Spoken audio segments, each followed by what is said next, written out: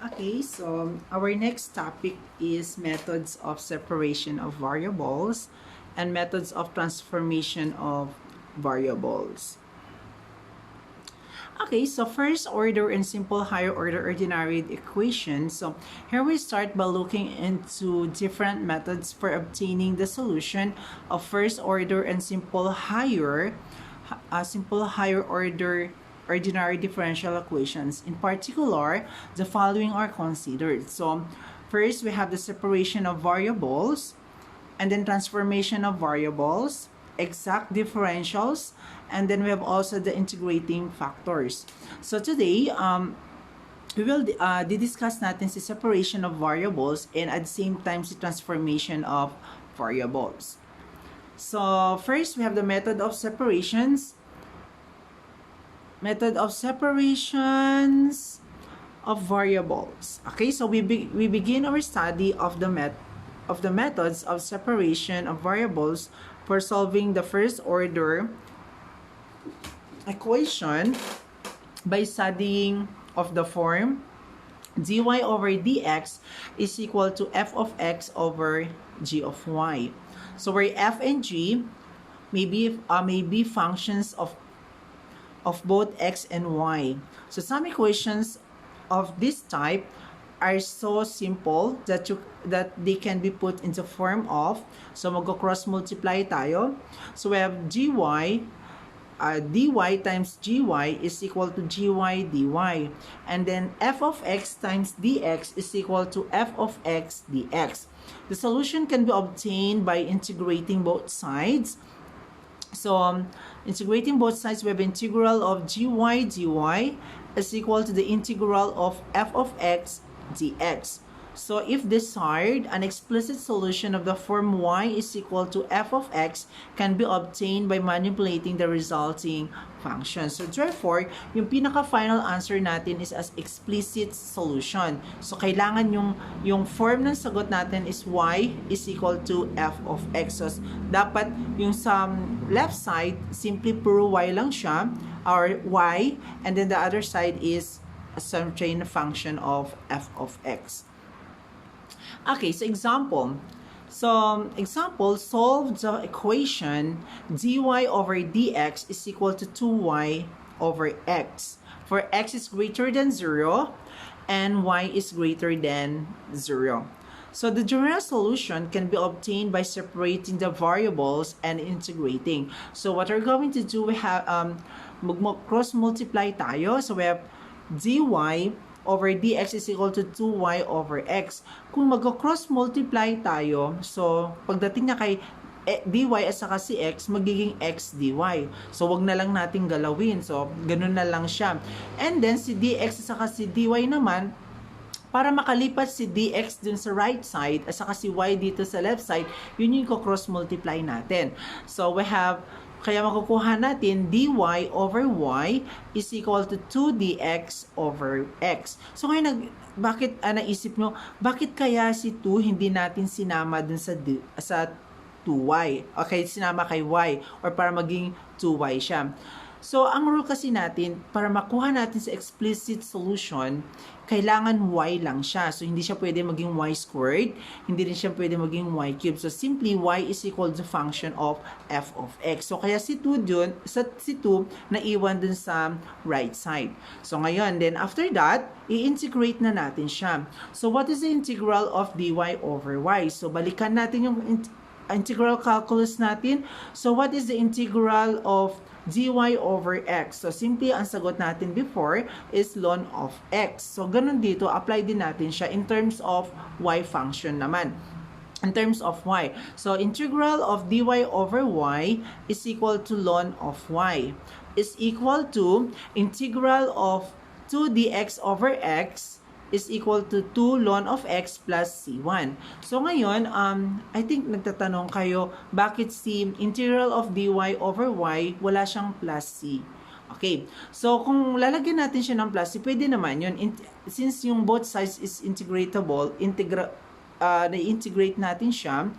So ang mangyayari lang dyan is si c, i-transfer din natin dun sa x, dito sa right side sa part ni x. So kumbaga, si c si C1, itatranspose natin sa kabila, so maging C1 plus C1, C2 minus C1. So since C is arbitrary constant, so C2 minus C1 is simply C.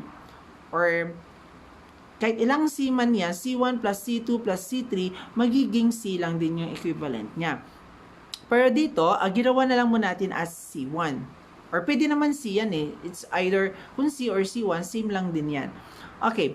And then next after that, because we are in the first quadrant, so since yung given natin is lahat naman positive values. So, nasa first quadrant natin yan. Okay, so, ngayon, we will apply the exponential. So, yung exponent natin si ln of y para makapag-cancel tayo. So, lagi niyang tatandaan, ln of x is cancelled. So, magka-cancel lang siya. So, kung ano mang value niya, kung si x man yan, or si y, or si c, yun yung magiging value natin. Okay, let's try. Ln of y is equal to ln of 2 at e raised to 2 ln of x times e raised to c1. Okay. So, sabi ko kanina, magka-cancel si e as raised to ln. So, magiging magka-cancel siya. So, we have y is equal to e raised to c1 and then x squared. So, ngayon, paano kaya nakuha si x squared? So, kung ang given mo, halimbawa, e raised to 2 ln of x magiging, since magka-cancel si e at saka si ln, so si yung katabi niya magiging exponent din. So magiging x squared siya. O halimbawa, e raised to negative 2 ln of x. So magiging ang sagot natin dyan ay x raised to negative 2. Halimbawa, 5 ln of x. So our answer is x raised to 5. Let's say 10 ln of x. So magiging x raised to 10. Okay? So, kaya naging yung sagot natin dito, e raised to ln y is equal to e raised to 2 ln x, e raised to c1. So, we have y is equal to e raised to c1 times x squared or x squared. If we put c is equal to e raised to c1, so e raised to any constant value is a value pa rin or constant pa rin yung sagot natin. So, c natin is equal to e raised to c1. So, we can write y is equal to c x squared. So, c must be greater than 0. Kasi, nasa first quadrant tayo eh. So, kailangan hindi siya less than 0, hindi siya equal to 0. Okay, so therefore, our explicit solution is y is equal to cx squared. So, napapansin nyo, dito sa left side, y lang siya. Since yung function kasi ng explicit natin is y is equal to f of x. So, ngayon, y. And then, our f of x is we have cx squared. Okay, so our answer is y is equal to cx squared. Okay, next. Number 2. Okay, consider the equation dy over dx is equal to x minus 1 over x plus 2. So, the equation is separable. So, ang gagawin natin, parang yung example number 1 lang din natin. So, magpakapalit lang si dx at si dy. Kasi if we multiply y minus 1 times dx, so wala na yung form natin. Or si x plus 5 times dy, na wala din na yung form natin. Okay, so, ang gagawin natin is pagpalitin na lang natin si dx para pure dx lang sa right side and then sa dy naman is puro left, sa left side naman, puro y na lang. Okay, so we have dy over y minus 1 is equal to dx over x plus 2. And then after that, we i-integrate na natin. So we have integral of dy over y minus 1 is equal to the integral of dx over x plus 2. So our answer is integral of dy over y minus 1 is ln 1 minus 1 is equal to integral of dx over x plus 5 is equal to ln x plus 5. And then we have plus c1. Okay, so yan yung sagot natin. Next, the explicit solution is then obtained by taking the natural exponent. So we have e raised to ln y minus 1 is equal to e ln of x plus 5 times e raised to c1. So ngayon, magka-cancel si e at saka si ln. So our answer is y minus 1 is equal to cx plus 5. So ngayon, sabi natin kanina sa explicit solution natin, kailangan y lang maiwan. So ngayon, ang gagawin natin is, ita-transpose natin si negative 1. So if we transpose negative 1, so magiging positive 1 siya. So we have y is equal to c, x plus 5 plus 1. So therefore, our explicit solution is y is equal to c, x plus 5 plus 1. Okay, so that's our example number 2. Next. Example number 3. Consider differential equation dy over dx is equal to 2x plus 3 over dy minus 2, where y2 is equal to 3. So y is equal to 3 and then x is equal to 2. Okay, so the general solution can be obtained by separating variables and integrating. So ngayon, ang gagawin natin dito, magko-cross multiply na tayo. So 2y minus 2 times dy, so puro y lang siya. So magiging 2y minus 2 dy. And then si 2x plus 3 naman times dx. Okay, so kaya meron tayong form dyan na 2y minus 2 dy is equal to 2x plus 3 dx. Then after that, i-integrate na natin. So integral of 2y minus 2 dy is equal to integral of 2x plus 3 dx. Okay, so what is the integral of 2y dy? So we have 2y squared over 2 minus, what is the integral of 2 dy? So we have 2y plus c1 is equal to integral of 2x dx.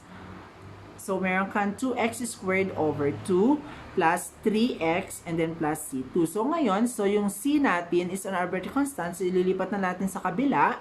So simply c na lang siya kasi magiging c2 minus c1 is equal to c. So 2 divided by 2 is 1. So we have y squared minus 2y is equal to x squared plus 3x plus c. Okay, next. So the particular solution is obtained by evaluating the general. So ngayon, meron kasi tayong may difference ng explicit solution and at the same time yung particular solution. So when we see particular solution, meron tayong value ng c. Kukunin muna natin yung value ni c bago natin makuha yung value ni y. And then, after that, yun yung particular solution natin.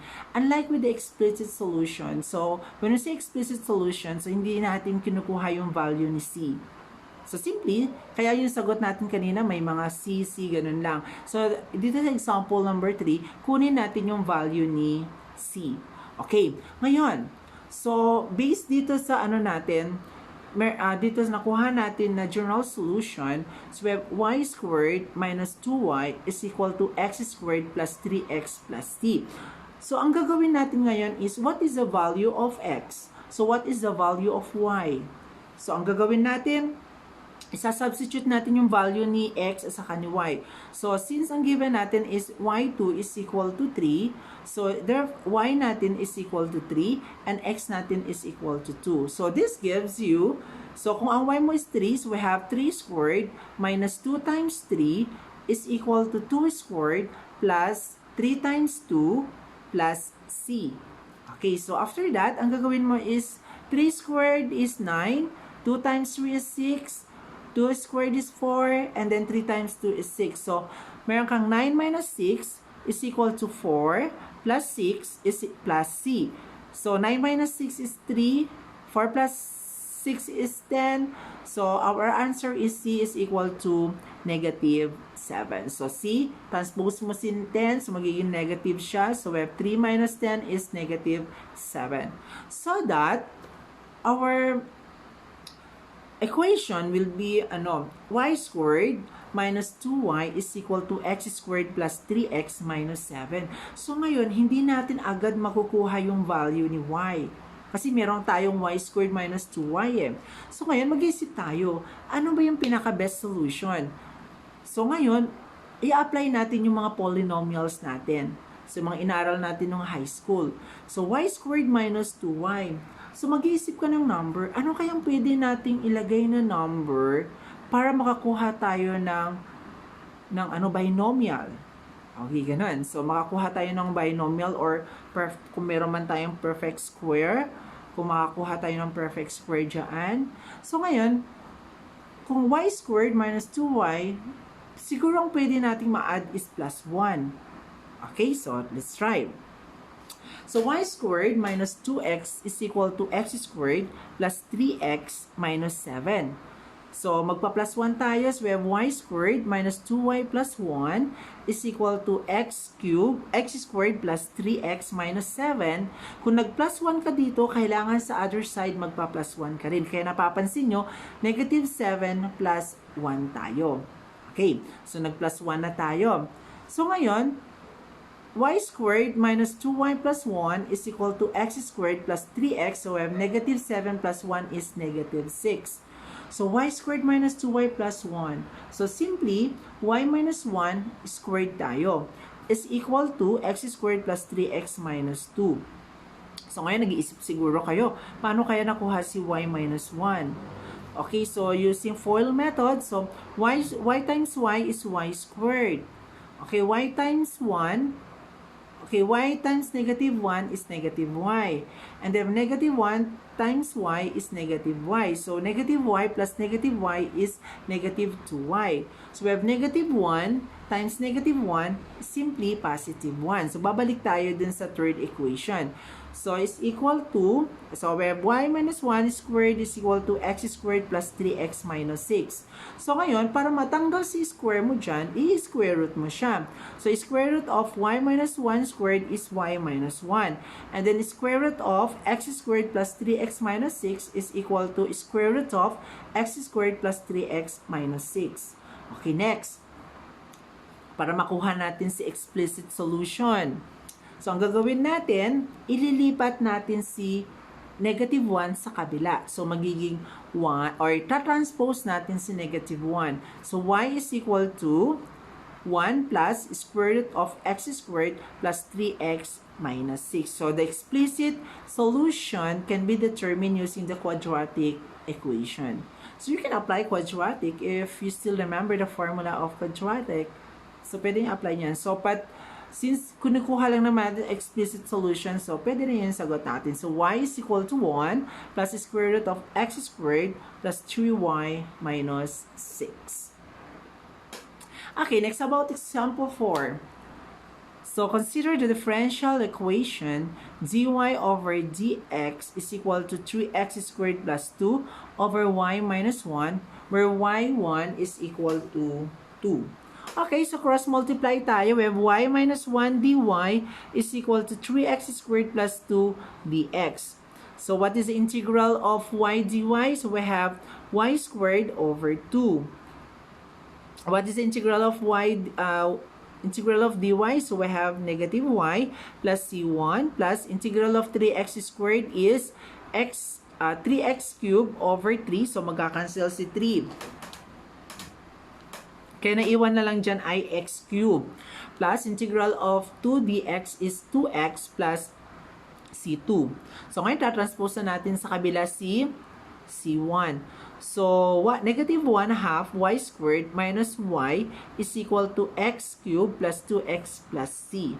So, ngayon, para matanggal si 1 half, kailangan natin mag-multiply ng 2. So, balikan natin dito. So, we have 1 half. Mamaya na lang pala. So, ngayon, sasubstitute muna natin yung value ni y1 is equal to 2. So, ibig sabihin, y is equal to 2. And then, x is equal to 1. So, we have 1 half y squared is equal to y is equal to x cubed plus 2x plus c. So, 1 half times 2 squared minus 2 is equal to 1 cubed plus 2 times 1 plus c. So, 4 divided by 2 is 2 minus 2 is 0 is equal to 1 cube is 1 plus 2 times 1 is 2.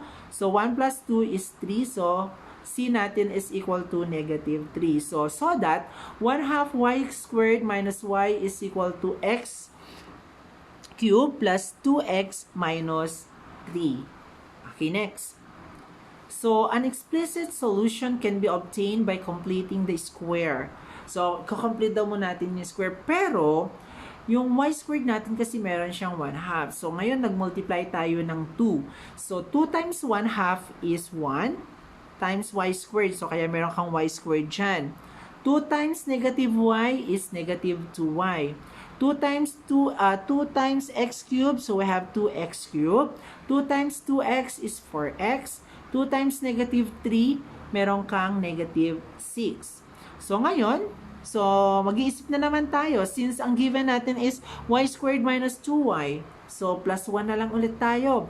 So, we have y squared minus 2y plus 1 is equal to 2x cubed plus 4x minus 6 plus 1. So, y squared minus 2y plus 1 is equal to 2x cubed plus 4x minus 5. Okay, so, square natin si y squared minus 2y plus 1. So, we have y minus 1 square is equal to 2x cubed plus 4x minus 5. And then, cancelled. So, square root natin si y minus 1 squared. So, meron kang y minus 1 is equal to the square root of 2x cubed plus 4x minus 5. So, tatranspose natin si negative 1. So, we have y is equal to 1 plus the square root of 2x cubed plus 4x minus 5. So, the explicit solution can be determined using the quadratic solution. Or simply, yan yung sagot natin. Y is equal to 1 plus the square root of 2x cubed plus 4x minus 5. Okay, next. Next, we have example 5 tayo. Consider the equation y minus x dy over dx is equal to xy cosine x. So, using algebraic manipulation results to, so, ang ginawa natin is nag-multiply tayo ng dx. So, y times dx is y dx. Negative x dy over dx times dx, so meron kang negative x dy kasi magkakancel si dx, is equal to xy cosine x dx. So ngayon, mag-iisip na naman tayo. So, ililipat ko si y dx sa kabila. So, ang may iwan dyan ay negative x dy, ganito na lang. Ililipat ko na lang si negative x dy. So magiging, ganito na lang, para hindi tayo malito. So, y dx minus x dy is equal to xy cosine x dx. So, ngayon, si y dx, ito-transpose ko siya sa kabila. So, kaya magiging negative dx siya. And then, yung may iwan dito is negative x squared. So, nag-multiply ako ng negative 1 para maiwan dyan ay x dy is equal to y dx minus xy cosine x dx. Okay, and then after that, so, dun sa y dx minus xy cosine x dx, meron common sa kanila, which is y. So, nilabas ko si y, ang may iwan na lang is dx minus x cosine x dx. So, since yung given naman natin is yung dx minus x cosine x dx, so divisible by dx yung dalawa, no, may same sila. So, ilalabas ko si dx, so may iwan is 1 minus x cosine x. Okay. So, may y pa rin ako dun. So, ngayon, magko-cross multiply na ako. So, cross multiply ko si x and y. So, since x dy yan, so hindi siya pwede, nag-cross multiply ako, binaba ko si x. And then, si y naman, binaba ko rin siya. So, para maging dy over x is equal to 1 minus x cosine x over x dx. So, ngayon, pansinin nyo, yung left side, purely y na lang siya, and then the other side is purely x na lang. Okay, next. So, ngayon, the general solution can then be obtained as, so, paano nangyari yun? So, integral, asan na yun? So, integral of dy over y is ln of y. So, ngayon, So, nag-iisip kayo, paano natin kayo isa-solve ito? 1 minus x cosine x over x dx, ang gagawin natin is paghiwalayin natin. So, 1 over x minus x cosine x over x dx.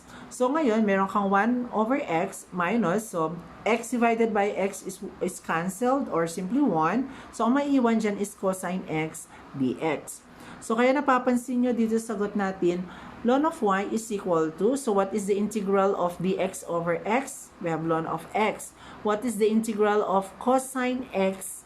What is the integral of cosine x dx? So, meron ka negative sine x plus c1.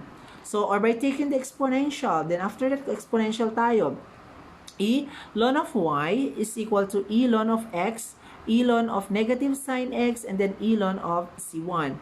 So, y is equal to c x e raised to negative sine x. So, therefore, our explicit solution is equal to y is equal to cx e raised to negative sine x. Okay, so meron tayong 5 examples for methods of separations. Hopefully, meron kayo naintindihan dito. So, kung may questions kayo, feel free to send me a message para masagot ko tomorrow. Okay? So, this is our first topic for today. And then, our next is, so, yung isa naman, medyo komplikado ng konti. So, meron tayong homogeneous equation naman. Okay? Okay. Next video, please.